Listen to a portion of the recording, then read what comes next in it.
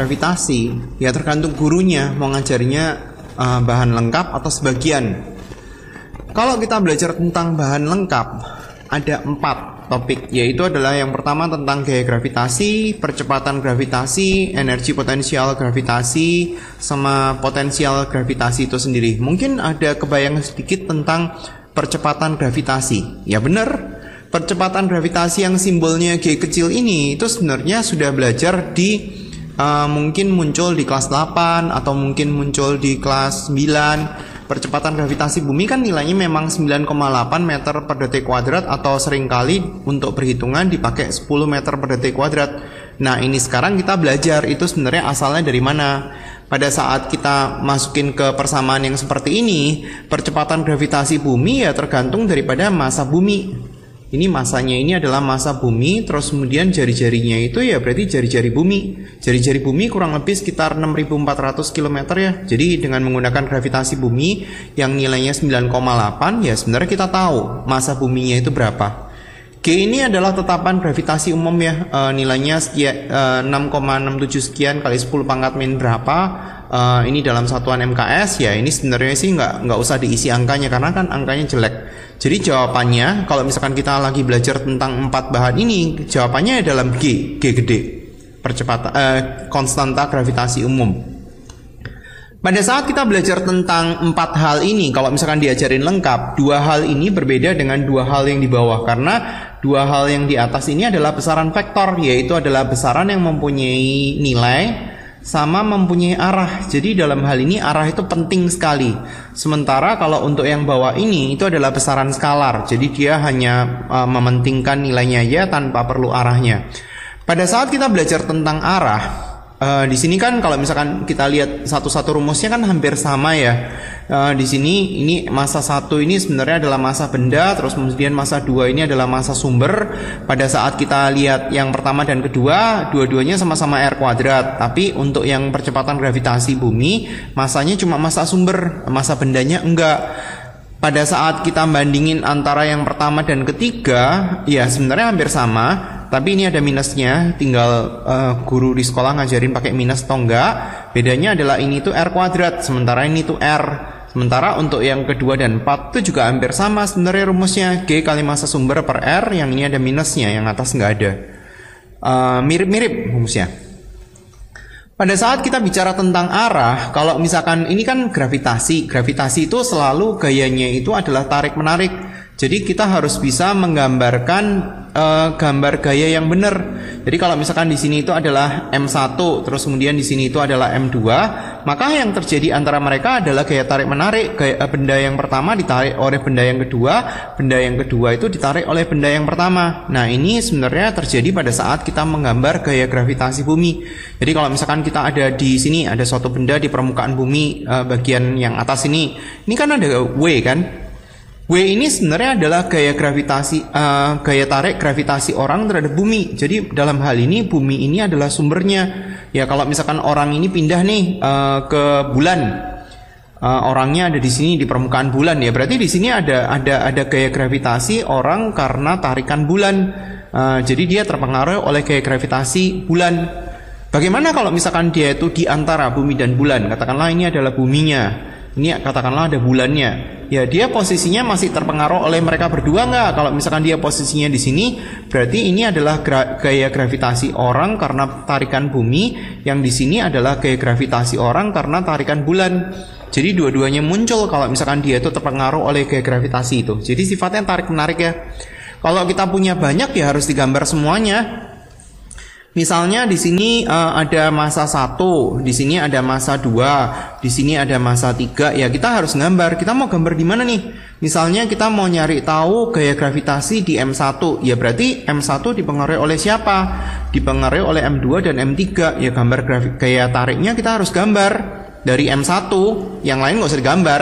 Jadi maksudnya kan di sini kan ada M1, terus kemudian di sini kan ada M2. Harusnya kan kalau kita gambarkan F12 dan F21 kan. F12 itu maksudnya adalah gaya yang dialami oleh benda 1 karena tarikan benda 2. Kalau F21 kebalikan, berarti dia dialami oleh benda 2 karena tarikan benda 1. Kalau kita diminta untuk menggambar F di M1, ya berarti yang ini nggak usah digambar. Buat apa? Kan dia nggak nanya. Jadi kita tinggal gambar F12 ditulis yang benar. Terus kemudian di sini ada F13. Dua-duanya digambar. Selalu tarik-menarik ya. Nah sekarang bagaimana kalau misalkan dia itu percepatan gravitasi? Kalau percepatan gravitasi ya berarti tergantung sumbernya. Sumbernya siapa? Kalau di sini itu kita punya katakanlah segi 4 gini ya. Di sini kita punya M1, di sini kita punya M2, kita punya M3 dan kita punya M4. Terus kemudian kita diminta untuk mencari G di M2 misalnya ya. G di M2 berarti dipengaruhi oleh siapa? Dipengaruhi oleh M1, dipengaruhi oleh M3 dan dipengaruhi oleh M4. Berarti kita harus gambar di posisi 2 ini karena pengaruh M1 sama tarikan 21 oleh karena 3 berarti 23 oleh karena 4 ya berarti miring gini 24. Karena kita belajar tentang vektor ya berarti semua perhitungan vektor kepake ya. Jadi pada saat katakanlah kita belajar tentang percepatan gravitasi, di sini ada gravitasi 1, katakanlah di sini 12, 13 ya berarti kan kalau misalkan kita mau nyari tahu G1 berarti adalah G12 tambah G13 kan, kalau dia arahnya searah berarti tinggal ditambah. Kalau di sini ada G12 dan G13 ya gedean siapa? Kalau gedean yang sebelah kanan ya berarti G12 dikurangi G13. Bagaimana kalau misalkan dia itu membentuk sudut? Di sini percepatan gravitasi untuk arah sumbu X dan arah sumbu Y. Kita mau nyari tahu gravitasinya di sini berapa? Ya berarti tinggal akar GX kuadrat tambah GY kuadrat. Jadi ingat-ingat lagi ya semua perhitungan tentang vektor ya. Misalnya di sini ada G1 sama G2, kita mau nyari tahu resultannya di situ.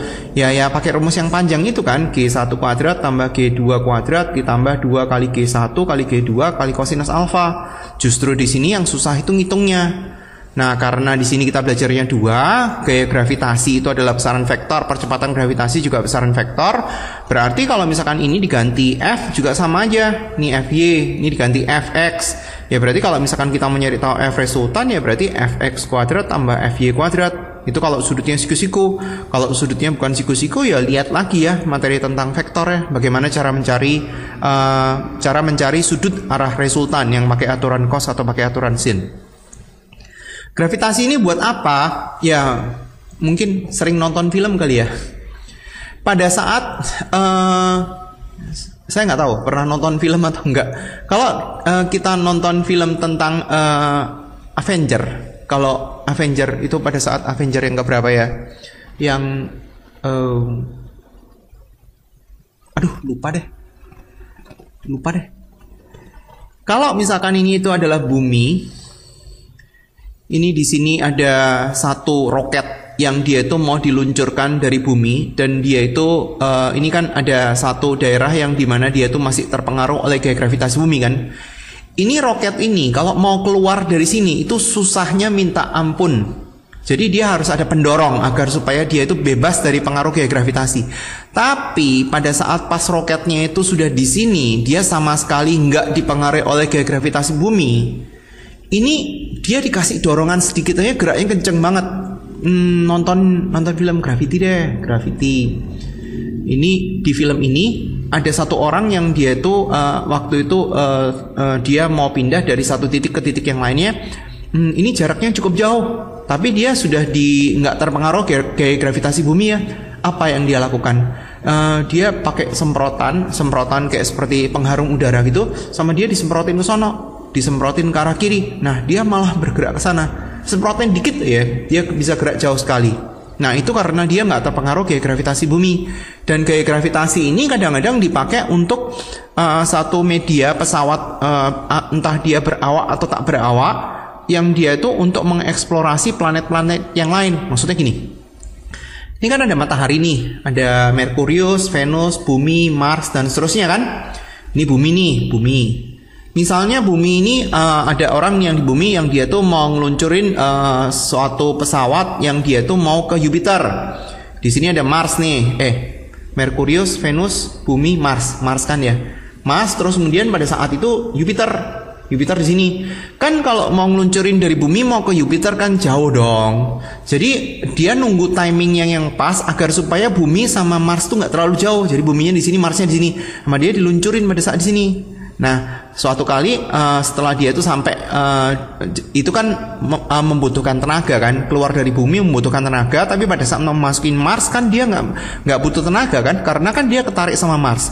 Habis itu dia muter-muter dulu di Mars ini, muter-muter dulu sampai Mars sama Jupiter itu cukup dekat kayak gini. Nah, pada saat Mars sama Jupiter cukup dekat, baru ini ngilang ke Jupiter sono. Nah, nanti baru dia itu ditarik oleh gaya gravitasi daripada Jupiter. Ya, ini sih nggak dipelajari di SMU. Cuma pada prinsipnya dia memanfaatkan gaya gravitasi agar supaya tenaga buat kesana nggak gede sekali. Karena kan kalau misalkan gede sekali berarti kan duitnya banyak. Nah, itu salah satu manfaatnya. Pada saat kita belajar yang satunya, energi potensial gravitasi dan potensial gravitasi itu adalah besaran skalar, jadi nggak seribet daripada gaya gravitasi yang pertama maupun yang kedua. Coba kita lihat ya. Ini misalnya yang pertama, tentukan gaya gravitasi di M1. Jadi pada saat kita ngitungnya itu G gedenya itu nggak usah dimasukin angka karena pusing. G gedenya ini kan angkanya jelek sekali, yang tadi 6,67 sekian. Jadi nggak usah dimasukin. Kalau kita mau nyari tahu gaya gravitasi di M1, berarti dipengaruhi oleh M2, dipengaruhi oleh M3, dan dipengaruhi oleh M4. Jadi kita harus gambar dulu. 1 oleh karena pengaruh 2, gambar F12. 1 karena pengaruh 3, berarti di sini gambar F13. 1 dipengaruhi oleh karena pengaruh 4, F14. Habis itu baru dihitung. Sini ya, F12 berarti G kali massa 1 dikali massa 2 dibagi R kuadrat. Jangan lupa masanya harus dalam kilogram, R-nya dalam satuan meter. G-nya biarin, massa 1 1, massa 2 2. Ini saya yang gampang ya, kalian yang susah ya. R-nya berapa? R-nya berapa nih? 1 ke 2, R-nya 8 cm dong. Ini kan diketahui kan 8 cm. Diubah 8 kali 10 pangkat min 2, jangan lupa dikuadratin. Terus kemudian tarik ke atas. Berarti di sini 2G, terus kemudian di sini ada 64, 10 pangkat min 4, naikin ke atas. Berarti di sini kita punya berapa nih? G 10 pangkat 4 dibagi sama 2 sama 4 32. Ini satuannya Newton kayak gitu doang. G-nya jangan dimasukin angka, biar ini ya. F13 berarti G kali massa 1 kali massa 3 dibagi sama jarak antara 1 sama 3. Langsung masukin ya. 1 sama 3 berapa perkaliannya? 1 sama 3 berarti 3 dibagi jaraknya berapa? Pitagoras dong. 6 sama 8 berarti 10 cm. Berarti 10 pangkat min 1 meter. Terus kemudian tarik ke atas. Berarti berapa nih? 300 G. F14 berarti G kali massa 1 kali massa 4 dibagi R kuadrat. Massa 1 massa 4 berarti 4. 6 kali 10 pangkat min 2 berarti dikuadratin. Berarti hasilnya berapa nih? 4, ini 36, ini ada G 10 pangkat 4. Berarti G kali 10 pangkat 4 dibagi sama 36, satuannya Newton.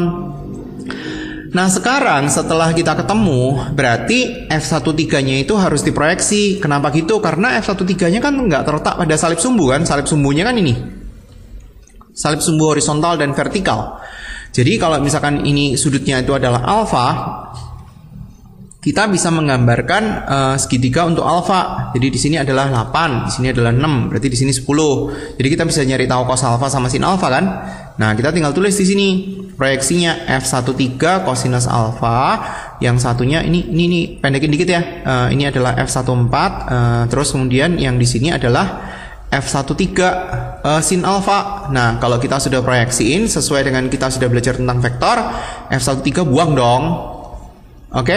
Berarti gambarnya sekarang tinggal gini doang. Di sini ada F12, terus kemudian di sini ada F13 cosinus alfa. Kita nyari tahu resultannya dulu. F1 untuk arah sumbu X, berarti F12 ditambah sama F13 cosinus alfa. Terus tinggal masukin angka. F12 berapa nih? Angkanya dibikin sama aja ya. F12 itu nilainya adalah G kali 10 pangkat 4 dibagi sama 32. F13 berapa? 300G. Kita mau bikin 10 pangkat 4 juga, nggak apa-apa. 3G 10 pangkat 4 dibagi 10 pangkat 2. Kan sama aja kan? Cosinus alfa kita lihat dari segitiga ini. Cosinus alfanya berarti 4/5. Tinggal dihitung. Ini nanti dapat sekian 10 pangkat 4 dibagi berapa. Nah, nanti bisa ditulis. Terus kemudian untuk yang arah sumbu Y ada siapa aja? Ini ada F14. Nah, sebenarnya sih ini susahnya itu sebenarnya di ngitungnya. Jadi ngitungnya itu jangan pakai kalkulator. Terus main coret kalau bisa. Dah, main pemfaktoran lah. Karena yang ngitung matematikanya jadi lebih gampang. Kalau kita berharap ngerjainnya pakai kalkulator, itu ngitungnya jadi susah sebenarnya. Jadi F1-nya nanti tinggal F1x kuadrat tambah F1y kuadrat. Ya agak susah lagi, gara-gara kan kita harusnya ngurusin yang bagian dalamnya. Terus kemudian kalau kita mau nyari tahu sudut arah resultan, ya seperti kalau misalkan kita belajar tentang resultan, F1y dibagi sama F1x. Bagaimana kalau misalkan kita mau nyari tahu potensial? Potensial kan besaran skalar. Jadi kalau besaran skalar ya berarti tinggal ditambah doang. Jadi kalau misalkan kita mau nyari tahu di M1, nggak usah digambar. Potensial di 1 berarti dipengaruhi oleh 2, dipengaruhi oleh 3, dan dipengaruhi oleh 4, tinggal ditambah. Kalau gurunya pakai minus.